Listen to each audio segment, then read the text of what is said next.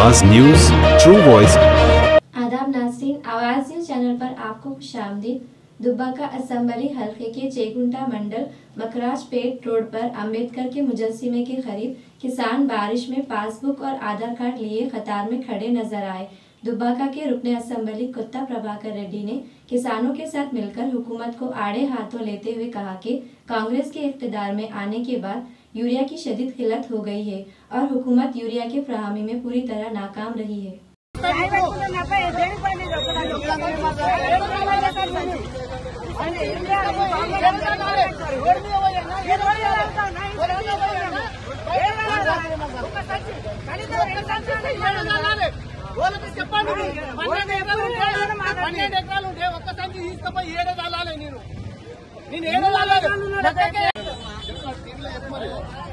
నాకు 5-6 ఎకరాలు ఉన్నది. నేను ఒక్కటే చెట్టు తీసుకుపోయి వారం రోజులు 3 రోజులు 3 రోజులు నిలబడే వాహనాలు నిలబడటం అన్నం లేదు. మరి లేచి వచ్చినాం, పొద్దుగాలు వచ్చిన మార్కెట్ ఇప్పుడు దాకా లైన్ కూడా లేదు.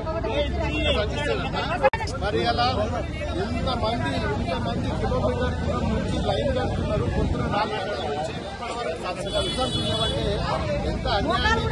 వర్షాలు పడుతున్నాయి, నాట్లు వేసుకున్నారు, పెట్టుబడులు పెట్టుకున్నారు.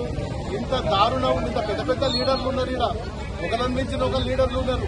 ఏ నాయకుడు వస్తలేడు, ఏ మంత్రి వస్తలేడు, ఒక అధికారి లేడు, ఒక కలెక్టర్ లేడు, ఎవరు కూడా గతి లేరు. కనీసం రైతులకు చెప్పే పరిస్థితి కూడా లేదు. ఫలాని లారీ ఫలాని నాడు వస్తుంది, ఫలాని ఊరికి వస్తుంది చెప్పే పరిస్థితి లేదు.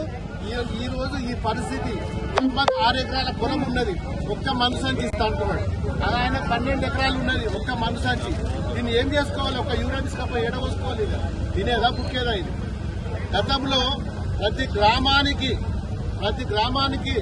వాళ్ళు ఇంకొస్తే టైం ఖరాబ్ అవుతుంది, వాళ్ళు పని చేసుకోవాలి. గ్రామానికి 4 లారీలు 5 లారీలు పంపేది. మా ప్రభుత్వం ఉన్నప్పుడు ప్రతి గ్రామానికి లారీలు పంపిస్తే ఆ ఊర్లోకి పోయిన తర్వాతనే రైతులు ఎవరి బస్తాలు వాళ్ళు తీసుకుపోయేది.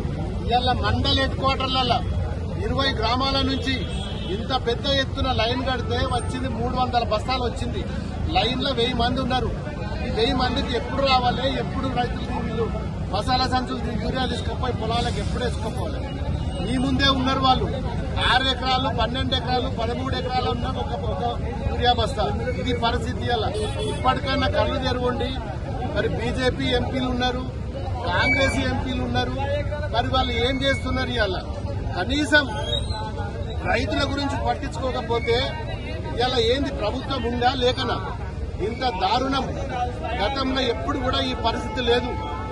మరి ఇందిరమ్మ రాజ్యం అంటే ఇదేనా? ఇందిరమ్మ రాజ్యం అంటే రైతులకు మందు సంచులు లేకపోతే ఇందిరమ్మ రాజ్యం. ఇలా కాంగ్రెస్ వాళ్ళ పరిస్థితి మీద ఉన్నది. ఇప్పటికైనా కళ్ళు తెరిచి 4-5 రోజులలో యూరియా లారీలు రాకపోతే ఖచ్చితంగా ఇవాళ మీ ఇళ్ల మీద ముట్టడే పరిస్థితి ఏర్పడుతుంది.